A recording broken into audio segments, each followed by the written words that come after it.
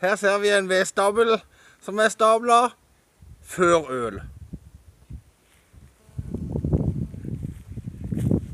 Nå skal vi ta en titt på det vedstabelen som er skjedd etter ølet ble inntatt.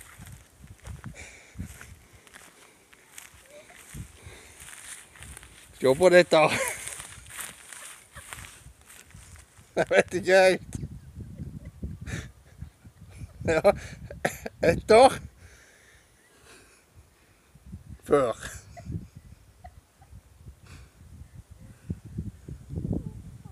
Etter. Konklusjon. Ingen øl under vekkapping og løing.